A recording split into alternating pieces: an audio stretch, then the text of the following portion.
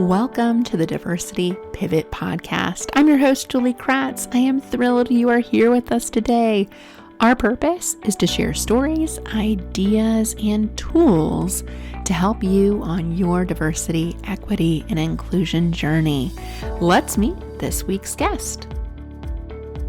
We have such a special treat this week. Darian Parker is with us, and Dr. Darian Parker earned his PhD in sports education leadership with an emphasis in behavior modification, and he's earned his master's and bachelor degrees and is a certified personal trainer.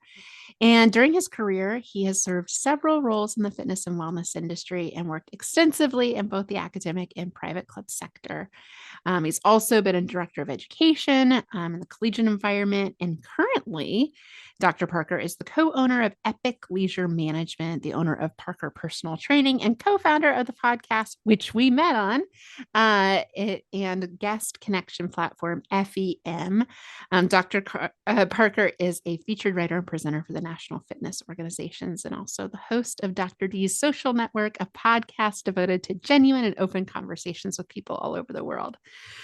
Darian, I had a blast talking on his podcast, and I thought, listeners, you have to meet Darian as well. Welcome to the show, Darian. Thanks, Julie. I appreciate it. Now, I was saying before this, last time we were in an airport, and there was something special about that magic that creates in an airport lounge talking to someone. Is it? It was a special moment. I think I'd been on the road most of this week or that week as well. And so it's like this flurry of I'm just going to be real. And I know that's what you're a big fan of. So listeners, you're in for a treat because we keep it real, and we will on this podcast. But before we get into all the realness of the world as it is, tell our listeners a bit more about your background, what got you into the fitness industry, and like your podcast. How did you come up with this incredible idea to just kind of have these great I'd call them like improvisation. Am I saying that word correctly? Yeah. Just these great, genuine conversations. Tell us your story. Well, I grew up in a military family, so kind of all over the planet. I was born in Germany, lived there twice.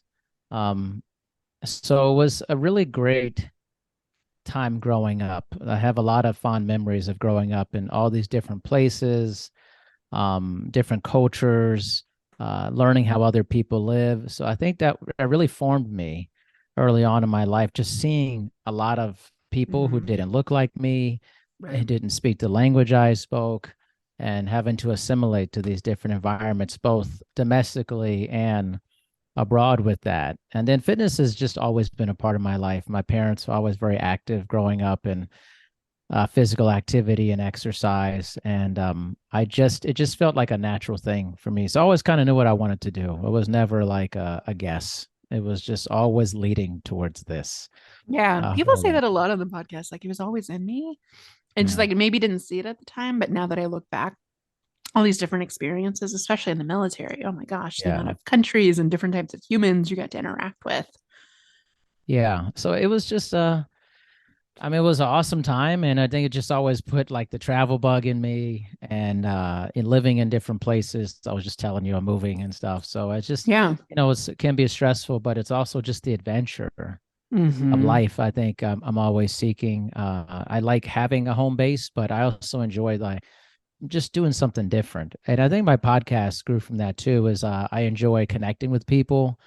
And I was already doing it, basically. I was having 6 to 7 phone calls a week with random people, just like, hey, you want to chat? It's like, get to know you. And I was like, this is like a podcast. And nothing like magical about how it started. I was in my kitchen talking to my wife, and I said, I think I'm going to start a podcast. And she was like, of course you are. This was like 5 years ago. And we've just been rolling since then. There's 600 episodes in or so, and just constantly meeting people just to do it. And I think a lot of the growth and magic in life is just talking to other humans, something that I think we're losing on a little bit as the advancements of technology both increase our comfort in life, but decrease our connections in a weird way. So it's like we have more access to people, but we don't have quality, like genuine connective interactions as much. Well, you can't optimize. I think it was roboticists or AI folks I was listening to the other day. It was like, well, when a civilization tries to constantly optimize itself, eventually something bad happens. You can't optimize constantly. So I look at it in a sense of like, well, if you always optimize convenience, which is what we're doing, at some point that's going to have a detrimental effect. And this is particular in my field, it has a detrimental effect to activity. We're taking a lot of the activity out of living because we're Uberizing everything. So we're making it easier for humans to have all of their needs met, but we're sacrificing their activity levels for Yep. that. So Yeah. it's weird. It is weird. And, especially being in the fitness space, I have realized just some detrimental effects of lack of, connection and burnout and just all the things in life. It feels so active and overwhelming when I have more free time, which is like a weird juxtaposition. Yeah. But I've recently gotten into yoga and meditation as just something to try and to clear my mind. And what I've enjoyed most about it is a sense of community. And especially as I travel, going to different studios and Mm-hmm. experiencing different vibes and cultures. So, a couple questions for you, Darian. One, how, like, I think you're so good at just having, 600 plus just random conversations. I just remember you're like, don't prepare, don't prepare. We're No. just going to make it a conversation. And I'm like, Yeah. but the perfectionist in me wants to have some talking points. And even for today, I'm like, what are we going to talk about? Yeah. How do you have an unstructured conversation? I mean, seriously, like, I know there's no structure, but like, like, is it a mindset thing? Is it just a clearing of just creating space? Like, what would you recommend to somebody that maybe wants to talk with somebody that's very different from them, but they don't even know how to start? I always think the first thing is how you show up in the conversation. So, like, especially like when I'm doing my podcast, I always come on with a lot of energy. I'm like, hey, Julie, hey, Margie, hey, what's up? Like, let's just bring the positive energy versus like if you come on and you feel the nervousness of both people, they're like, hey, um, it's just weird. I try to like disarm that whole sense and just tell them, like, listen, I will not let this be weird. I promise you. This will not be weird. The only way it'd be weird if you just don't say anything. Like, Right. and even then I'll just start glossing over it. And, I just think like it's like I look at a lot of life as training. It's all repetition.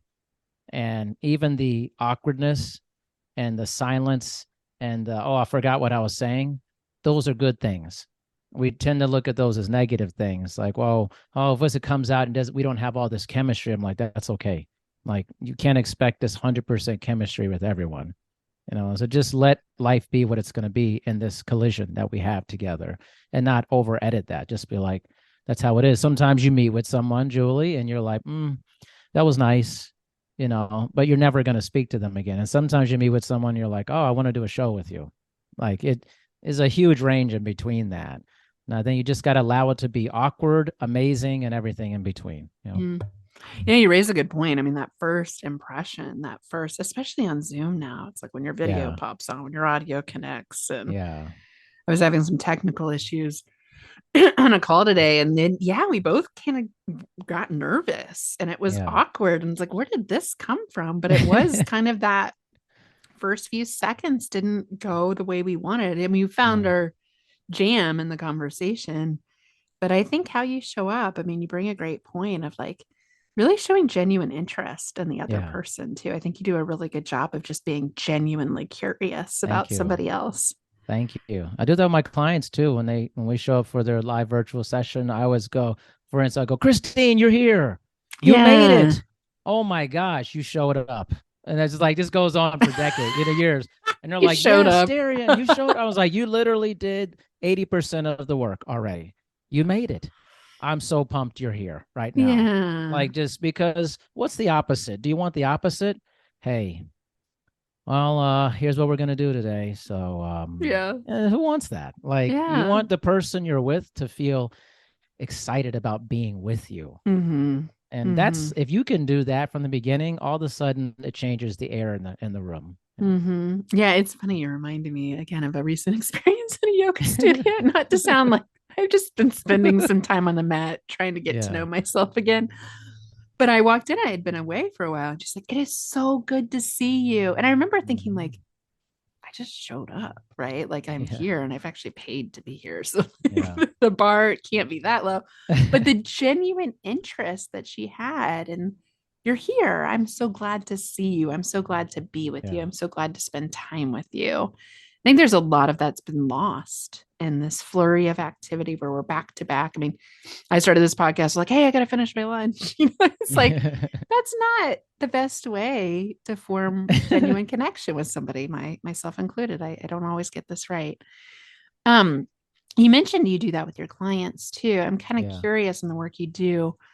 How do you create an inclusive space? Like, what would be some recommendations for folks that might want to create inclusive experiences or these connections, these conversations across genders and races and ethnicities can naturally occur?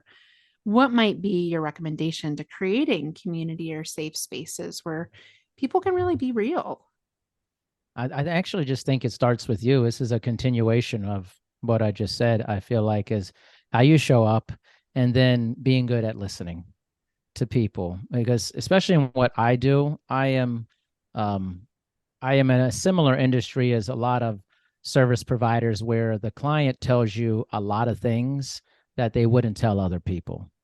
So, it's kind of the hairdresser mentality. It's like, okay, I'm going to sit here and spew everything about my life and very personal things that I probably wouldn't tell the people I'm telling those personal things about with those things.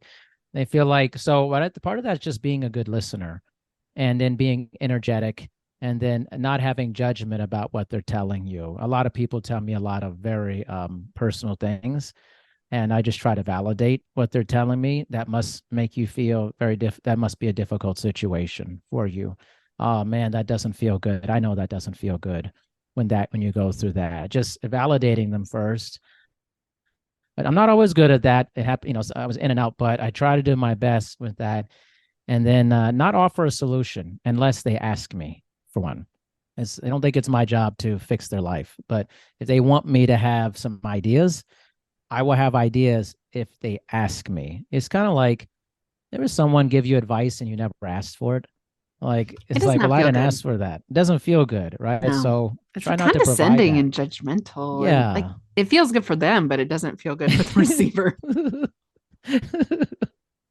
Yeah. And I think the other thing is just laughter is really important. Yeah. Like creating laughter is a great elixir for a lot of Hmm. things. And so if Hmm. you can have fun, you can be energetic, and you can listen, you'll pretty much have an incredible conversation. And you'll create a space that people feel very safe to tell you pretty much anything. Hmm. Yeah. Yeah. I like those nuggets there. I mean, I think about that with like, yeah, we do candid conversation training. People are always wondering, like, how do I talk to people that are different or how do I have a hard conversation? And it's so much about it's what you just said. And it's not just simply listening more, but it's really listening, like listening for what people are actually trying to tell you, because a lot of times it Yeah. isn't in the content of their words. It's in their mannerisms, it's in their hesitations, it's in their body language, and validating it. Like you said, when someone shares something hard with you, rarely do they want the magic wand, magic pill solution because there isn't one. But feeling validated is like, that feels hard, or wow, I can't believe you went through that, or I feel for you. Those kind of statements, those empathetic statements versus judgmental statements. And like you said, curiosity, being genuinely curious in their story and honoring their story without giving your story Yeah. or your advice, because then you make the conversation about you instead of them. Yeah, most definitely. And then I would say one other thing, like it's part of like asking questions as a host for me is I use essentially like a tailing method. It's just what I listen very intently to what the guest is telling me, and then the last two or three things they say, I just tail off of that. And usually that provides another tail and then another tail. And then it becomes easy to have interesting questions when you just listen for the tails at the end of their commentary. And I'm that taking creates notes an, on that one. I oh man, love that. that's my whole secret to the whole thing. I listen Listeners, you heard intently. it. The tailing Yeah, method. that's my whole thing. I didn't learn this. I made it up myself. I was like, I'm just going to tail the conversation because everybody has like a natural tail to the end of their. You can tell when someone's about to end their kind of monologue of Yeah. what they're gonna, right. It kind of, their voice comes down. They start landing the plane, and that's often when they tell you something very significant towards the Hmm. end. I just key on that. That's the magic of unscripted conversation for me. Yeah, because you do. You kind of feel that slowing down of the tempo, Mhm. people kind of working to wrap up the loop. It's now that you say that, podcast hosting is a great training ground for that. Mhm. Because I never want to have the question ready, but you also don't want to just be scrambling as they're finishing up and like have this awkward set. Like I have had that happen a couple of times where like, oh Oh yeah. shoot, I don't have anything to fill in here. Like I got to think of a new question. So I do have some back pocket questions and things Okay. go really awkward. But listening for the tails, like listening for that slowing down or that wrap up signal, that might Mhm. be your chance to chime into the conversation. So what I think is really brilliant about that is it limits your interruption too. So you're Mhm. less likely to interrupt when you're waiting for your turn to speak, and you're more likely to build off of what they said Yeah. versus share what you wanted to say. Because most of us, when we're listening, are like, well, what am I going to say next? And that's hard to hit pause on that. Any tips on Mhm. like how to stop yourself from thinking about what you're going to say next when you're trying to listen? I like anything. I think it's just training. I mean, it's you can even take it in very small increments. Like I'm going to take the next 20 seconds and like just be very laser focused. I'm going to look straight into the camera, and then I'm going to do it for 30 seconds. Then I'm going to do it for 40 seconds and build your way up to it. But honestly, I think that the tailing method's very good for that because then you essentially just listen. And then once you feel the person start to slow down, then you become cognizant of, here's the next thing I'm going to say. I taught this to my daughter. Like we would have phone calls with each other because she was like, I don't know how to like create conversation with people. I said, we're going to do this. And so I would call her in a different room and stuff. And I would say, okay, listen to what I say. When I slow down at the end, I want you to ask me a question based off of the last two things I said. And she kept doing it. She's like, it's easy. It's so easy once you focus on that. Like then your conversation will never die if you do that. That's cool. That's cool. I'm tailing right now. I'm going to try the Tail it. tailing method. Wait, how old is your daughter? 11. Yeah. Oh, if an 11-year-old can learn how to do this, and think about how Mm-hmm. fantastic of a communicator she could be by learning this the right way the first time. There's so many bad communicators later in life that I'm doing training with. And I'm like, it's so much harder to fix now that you're kind of like Yeah. cemented in this like talk Yeah. at you mentality. Right. And I think asking how questions, like, you have to make it be just make the person give you a descriptive answer. It's like, oh, this mental, well, how does this mentality affect how you interact with other people in your life? You Hmm. can't it's hard to give a very yes or no answer to that. You have to be very descriptive and thoughtful, and versus like, what do you like? Or is this good? These are very short, very succinct answers, which puts the host into the constant question mode. Yeah, Oh, I I love don't want to that. put myself into the constant question mode. I want to put myself into the quality question mode.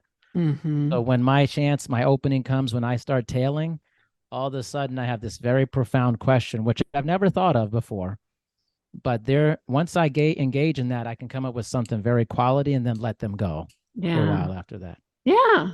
No, that's so cool. It's so cool to articulate something I've been practicing and not always I don't always get that right. Because sometimes it's hard to turn off your mind.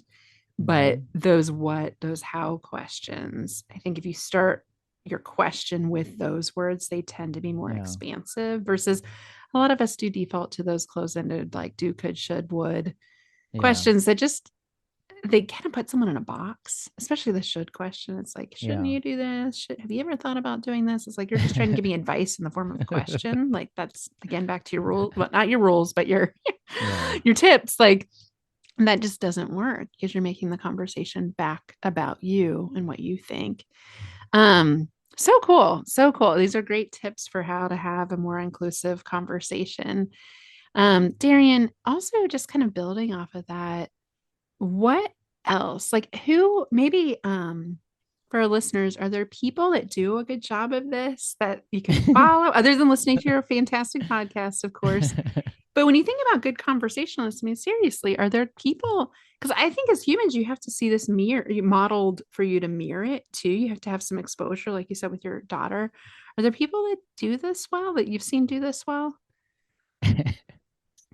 Honestly, I'm going to give you a very honest answer. I don't know. I haven't like studied someone and thought, oh, this person is, I'm going to mirror or I'm going to mimic what they're doing. I Yeah. literally just kind of, it was just through my own thought process of Hmm. it, of how I wanted to come up. Like people always say, oh, Darian, those are great questions. How do you come up with these questions? I'm like, honestly, I just wait until you're done talking. I'm like, I let you land the plane and then it comes to me. It like downloads to me.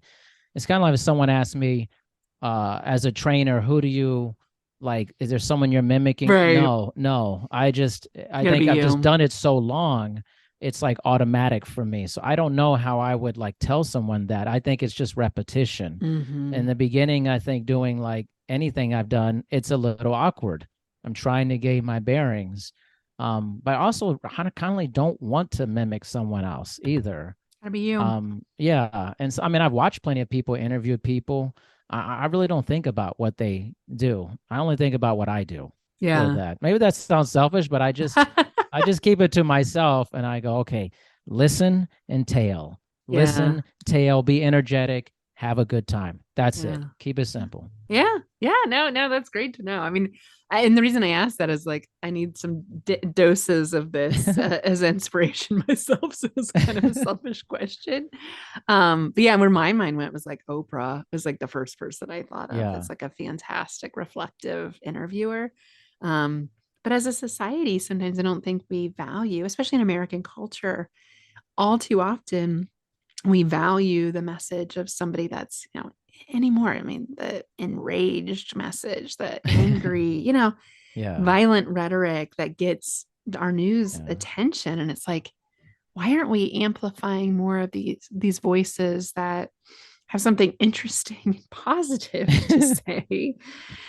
Maybe that's just a whole nother conversation, Darian. Yeah. But I wonder if you could wave a magic wand and Hmm. people were doing more of these things and having more, curious conversations and tailing, pausing, asking, Hmm. um, what would you wish for people? Like what do you think is really missing in these types of conversations? What are things that people aren't doing that they could, I mean, really, these are simple practices, but they take time to build. Like, what would you Yeah. wish for people to do more of? You know what's funny? I'm listening to you and it's hard for me to shut this off. I'm tailing you. And I'm We're both like, tailing each I know other. what I would ask right now. Like, that's weird actually to think about it. I'm like, I gotta But it's shut like this we're off. conversation within a conversation. I Yeah, have I this gotta like shut this weird off. moment right now. I'm like looking at your mouth. I'm like, wait, I gotta stop this. I'm not doing this interview. I think the challenge within the conversation, not like conflict, um, type of thing, but more of like asking people questions that, um, make them have thoughtful responses. Too much of conversation feels pretty canned, even when it's unscripted. So, like, I may meet someone, um, and I'm chatting with them in front of them. I'm doing my whole thing. I'm tailing them, the whole thing. And I may come to me and be like, well, what do you think about our interaction? Like, how does our interaction make you feel? Like, it's like, how does it make you feel to meet me? Wow, And, that's or a how big does it, question. yeah. Or like, I want to ask big questions like that. I want to feel what you're feeling. And I think that's the level I like to get to is how does this make you feel? How does being around me make you feel? How do me being around you, how does that make me feel? How did you feel our last interaction went the last time we met? Like things like that. I do that with my daughter. I said, how do you think I interact with you as your dad? how well am I doing as your dad? I want you to give me honest feedback. Like I want to show that early in life for her so she can be vulnerable and show that to other people as she grows up and ask these questions. We need to challenge our humanity with each other. I feel like we don't do that. We just kind of No. skip over it. I was like, "Oh, you good? You good? Yeah, we're good. Yeah. Yeah, How's your that's life? great. Yeah." You're And I do this fine. with my clients all the time too. And they'll tell me something and they do this. What I got all these methods, but I said they always give me the cliff method where they take me up to the cliff and then they won't take me over the edge with the rest of it. Oh, I did this thing happened to me, blah, blah, blah, and then shut down. I'm like, well, what's the details after that? Like, well, I mean, I'm like, no, I don't know. Like, what actually happened? Like, what is the difficult, dirty stuff that happened? Like, if you're going to tell me a large part of the story and then like forget most of the detail, why tell me the story? Like, Oh, give me the oh, details, like, yeah, I know. It requires such vulnerability, I think, yeah, right? To walk somebody up to the edge and to trust that they're going to stay with you. yeah, Because a lot of times you're like, oh, that's terrible, or like, you poor yeah, thing, or all yeah, the things we talked about with advice giving. It's like that's not what I want right now. I just need yeah. someone to listen and to feel safe and protected. But asking those thoughtful questions, and I really love the idea of modeling this for young people. Mm-hmm. Um, so for those of you that are caregivers or parents, like these are, Mm-hmm. I think of that things don't always work at home the way they work at work, but I do Yeah, think about questions and kind of a more coaching mindset to be really helpful for conversations and parenting because rarely, yes, my daughter's 9, and so she loves to, come home with her challenges. And it feels like they're handing you the challenge, like you take care of mm-hmm. this and helicopter your parent through this. But instead, what I've come to realize is 90% of the time, when I ask her, do you want me to advise? Is this a situation where you want advice or you want me to listen? Yeah. 90% listening, right? It's like, whoa, well, my job just got a lot easier. Like, but you've also got to teach them some of these methods as well, that there is some method to this and how to have a good conversation. Yeah, I think that's just so intriguing because if you don't see that modeled and you're watching social media and yeah. TikTok and Instagram, like, holy smokes, this is going to be really bad Mm-mm. for the next generation. Yeah, and that's why I feel like it's one of the great things that you can learn in life is how to have a good conversation, not just in general, but like in any job that you do. It's central to my work and my profession, but I think it's central to humanity. I mean, we pass stories down forever through conversation in our history. And so I think being engaging is fun. Like, I don't know, like for me, if I go to a party or hang out, like I want to be around engaging people. I want people who are like willing to let themselves be their true self around me. Like, don't hide who you are because even if it's messy, I don't care. I mean, I was like, I much rather when I was hiring a bunch of people back in the day and stuff, I was like, I'd much rather have fully authentic, messy people than people who were like acting like they should be a certain way and hiding their mess. I was like, Yeah, just isn't be it messy. like It's okay. something unsettling? It's unsettling. I, Yeah. I don't know if it's like an insecurity issue or something, but I have come to that realization later in my life of folks that don't feel comfortable being themselves. I Yeah. almost, if I'm not careful in those situations, Darren, I start to absorb it. Like I Yeah. start to feel nervous and anxious because they are hiding something or not being their full self. Yeah. And so I feel like that has something to do with me. And sometimes if I'm not careful, I'll start to feel that energy too. Yeah. So it's so nice when you can just really be yourself with somebody. I mean, and I think about the closest people in my life. That is how I feel. I don't have to go in with a script. I don't have to have an agenda. I don't have to have like Yeah. prepared what I'm going to say. I can just like actually just be me and not worry about the judgment happening from the other person. And I think listeners think about who those people are for you. Like, Hmm. how can you be more of that for other people in your life too? Yeah. I think you also like I practice a lot of like how I say things also and like emotional control. Because a lot of conversation spins out of control when the emotion starts spinning out of control. So, like I rarely raise my voice unless there's a power in it that needs to be belted out. And I find that's very rare for me. It's like anger. Anger is a tool, but it's a very rare tool. And I always tell my daughter this. I'm like, because kids, they get angry and, oh, this bothers me. I'm like, save your anger for when it really matters. Like, because when you actually need to be angry, you want people to feel it. You don't want, because if you're always angry, people just blow you off. There you go again, just blowing off. You're angry, but when people really feel your anger, then it does something, Oh, you I can know. imagine the power that you would have because you do have that like even keeled, like calm, Mhm. cool, collected persona and just energy. So if you Yeah. expressed anger, think about the power, not that you're doing it for power, but that it really does, that situation matters, right? That How it you lands, have, yep, you know. yeah. And enthusiasm. I mean, how you said, like, yes, you're here, Mhm. that's when you might up the tempo a little bit. But in the course Yeah. of a conversation, and now you mentioned that, like the consistency that that brings and how that, I think too, just slowing down how we talk. And I get Yeah. real excited and talk quickly sometimes. But in a good conversation, you're talking more like this. Yeah. And so there's room to jump in. And it gives people time to actually listen to what you're saying too. So you're not talking beyond their capability of listening. This has been awesome. Dr. Darian Parker, this has been a great part two, a little bit of a shorter part two. Mhm. But I really appreciate like the tips for these conversations because I know it seems natural to you and very well practiced, but I think for a lot of folks I work with, this is like one of the biggest challenges they have right now is how to build authentic connection, how to have conversations with people different than me, how to do things when I'm afraid.